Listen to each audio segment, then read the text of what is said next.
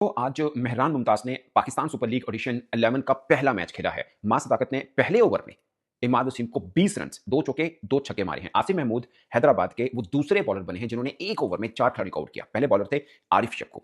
और सबसे खास बात कि शादाब खान आज नहीं खेले हैं। और एक दो चीजें आईपीएल से हैं रिलेटेड, वो मैं जरूर मेंशन करूंगा एक हवाले के तौर पर।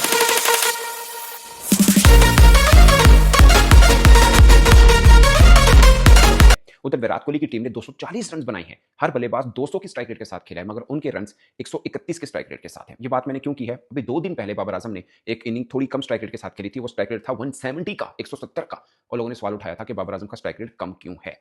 मगर आज कोई विराट कोहली के स्ट्राइक रेट पे बात नहीं करेगा, पाकिस्तान की बात नहीं कर रहा, इंडिया का भी कोई खिलाड़ी बात नहीं करेगा। No doubt he is the world best टी20 वनडे टेस्ट बैटर, इसमें कोई शक नहीं है। और उन्होंने बहुत कुछ कर दिखाया है और उनको कुछ नया कर दिखाने की जरूरत नहीं है। मगर मैं ये कहता हूं कि ऑफ ऑन डे होते हैं। नो डाउट बाबर आजम का ऑफ डे बहुत लंबा जा रहा है, बट मेरा पॉइंट ये है, कोई ये नहीं बोलेगा कि बुमराह ने कोई विकेट क्यों नहीं ली अभी तक आईपीएल में, 4 मैच खेल लिए हैं। अगर आखिरी आईपीएल का मैच भी शामिल किया जाए तो 5 आईपीएल के मैच बनते हैं विदाउट विकेट। किसी ने बात नहीं करनी, किसी ने बात नहीं करनी कि Rajat Patidar, Phil Salt, Tim David 200 के स्ट्राइक रेट के साथ खेल रहे हैं, जबकि विराट कोहली 131 के स्ट्राइक रेट के साथ क्यों खेला? किसी ने बात नहीं करनी है। सो कल्चर का डिफरेंस होता है, और ये डिफरेंस होता है कि खिलाड़ी थोड़ा डिप में भी आए तो कोई उसको मजीद नीचे नहीं गिराता, कोई इस पर बात ही नहीं करता, कोई बात नहीं करेगा विराट कोहली पे, क्योंकि टीम का हालांकि 240 रन बन गया, इस पर कोई बात नहीं करेगा। अब मैं आता हूं मेहरान मुमताज पे।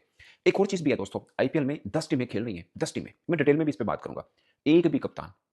एक भी कप्तान गोरा कोई ओवरसीज नहीं है, सबके सब भारतीय हैं। हाँ, एक सनराइज हैदराबाद है, अगर पैट कमिंस फिट होते तो उसके कप्तान होते, फिल वक्त ईशान किशन उसके कप्तान है।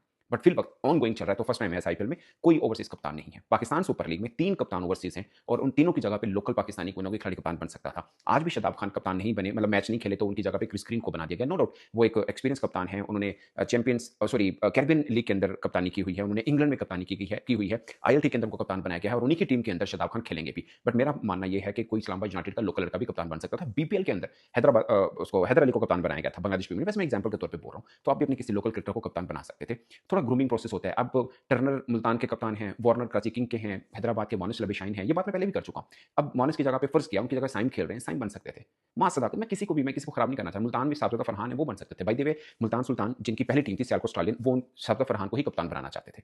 ठीक है ना? कराची की टीम के अंदर भी आप किसी को कप्तान बना सकते थे, किसी भी ग्रूम करने के लिए किसी को कप्तान बना सकते थे। ये वैसे ही मेरी तरफ से एक बात है जो कि मुझे लगता है कि आप अपने कप्तान को ग्रूम करें। वैसे तो आपका टी20 का कप्तान किसी टीम का कप्तान नहीं है, वो कराची में खेल जरूर रहे हैं मगर कप्तान नहीं है। ये होता है आईपीएल के अंदर भी, पहले रोहित शर्मा कप्तान नहीं थे, अब सूर्य कुमार यादव कप्तान नहीं है, दूसरे हैं, मगर बाकी जगहों पे उनके लोकल लड़के ही कप्तान हैं।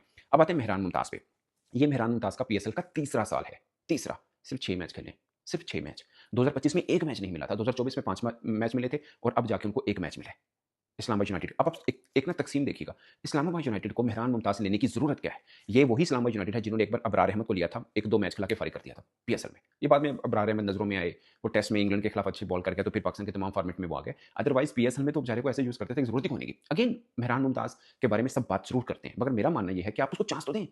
बात करते हैं पाकिस्तान टीम में, उसको 3 सालों में 6 मैच खेल रहा है पीएसएल का वो। 25 में कोई मैच नहीं मिला, 24 में 5 मैच मिले, अब 26 हो गया, 3 साल हो गए, अब पहला मैच मिल रहा है, और उनकी टीम में इमाद वसीम है।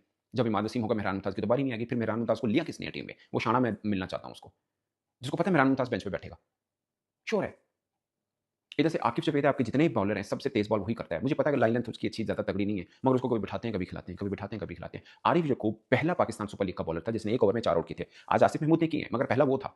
आरिफ यकूब को भी लास्ट ईयर कितना सा लगातार चांस दिए। वो पेशावर ज़ल्मी ने उस सीजन में, लास्ट सीजन में सुफियान मुकीम को ज़ाया किया, आरिफ यकूब को ज़ाया किया, फिर मेहरान मुमताज़ को ज़ाया किया, किसी को रेगुलर चांस नहीं दिए। और उसकी वजह ये बनी थी कि पेशावर ज़ल्मी फर्स्ट टाइम, जो लास्ट एडिशन हुआ था, फर्स्ट टाइम ऐसा हुआ था कि वो नॉकआउट स्टेज में नहीं पहुंच पाई थी अपनी ये गलत पॉलिसी की वजह से। और अब इस्लामाबाद यूनाइटेड ने सिर्फ मेहरान मुमताज़ को इसलिए चांस मिल गया कि शादाब खान नहीं खेल रहे, बस उसको वो 2 खबे खेल रहे हैं, एक इमाद वसीम है, दूसरा मेहरान मेहरान मुमताज है। सो ये ज्यादा मत करें आप। आपको तो जरूरत ही नहीं थी मेहरान मुमताज की, आपको टीम में क्यों लिया? आपको अबरार की पहले जरूरत नहीं थी, आपने अबरार को टीम में ले लिया। अब आपको मेहरान मुमताज की जरूरत नहीं, आपने उसको ले लिया, बैठाने के लिए लेते हैं आप प्लेयर को। ये थोड़ा सा मुझे लगता है कि ना, अब प्लेयर अभी तो चलो, पहले तो हो सकता था, बट अब तो ऑक्शन होती है, ऑक्शन में अपने प्लेयर को ले लिया, प्लेयर क्या करे बेचारा? उसको बेंच कर दो, खत्म। 1 साल के बाद एक पीएसएल आता है, आप उसमें उसको चांस नहीं देंगे तो क्या करेगा? ये ज्यादा है। मुझे लगता है कि इसके ऊपर भी थोड़ा सा होना चाहिए। कॉम्बिनेशन में नहीं आता। एक ये नहीं है कि जानबूझ के बैठाया, वो किसी टीम में होता तो खेल भी जाता, वो कॉम्बिनेशन में नहीं आता तो उसको खिलाया गया। अब आते हैं मां सदाकत पे। मां सदाकत ने आज बड़े ज़बरदस्त आगाज़ किया। इमाद वसीम थे। इमाद वसीम का रिकॉर्ड वैसे भी खब्बे बैटर, लेफ्ट हैंड बैटर कह के कुछ ज़्यादा तगड़ा नहीं है, मगर मां सदाकत ने पहली बॉल पे छक्का मारा उनको, और उस ओवर में 4 बाउंड्रीज लगाई, बड़ा शानदार खेला। उसके बाद अगली आप कह सकते हैं कि 10 बॉलों में 10 रन ही किए मां सदाकत ने, फिर गियर अप नहीं कर पाए। ग्लेसन के ओवर को सही तरह से नहीं कर पाए, उसके बाद आउट कर दिया ग्रीन ने उनको। बट यही प्रॉब्लम है, मां सदाकत का ना झलक नज़र आती है, बहुत तगड़ा, ज़बरदस्त बिल्डअप नहीं कर पाते हैं।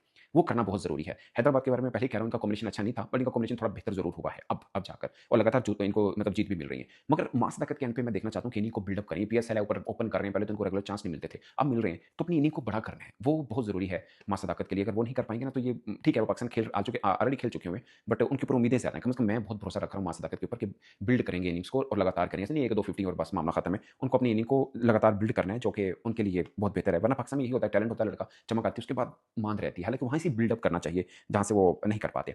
आसिम महमूद की बात करते हैं, जिन्होंने 1 ओवर में 4 खिलाड़ियों को आउट किया, बेसिकली काफ़ी कंटेन करके रखा। आसिम महमूद ने सितंबर 2022 में अपना आखिरी टी20 मैच पाकिस्तान में खेला। उसके बाद वो अमेरिका चले गए। उन्होंने वैसे तो बॉलर हैं, उन्होंने 6 मैचेस में 9 विकेट ली थी नेशनल टी20 में और अपनी टीम को जितवाया भी था। लाइक उनकी टीम जीती थी, सिंध की टीम जीती थी और आखिरी मैच में 28 रन भी किए थे और बैटिंग करके भी अपनी टीम को जितवाया था। फिर वो अमेरिका चले गए और अब वो हैदराबाद की तरफ से खेल रहे हैं। मैं ये नहीं कह रहा कि बहुत मतलब एक्स्ट्राऑर्डिनरी बॉलर हैं, बट पॉइंट इज़ के अब जाके उनको चांस मिला है और बड़ी ज़बरदस्त उन्होंने फिल वक़्त 1 ओवर तो स्पेशली उनका बहुत ही ज़बरदस्त किया है।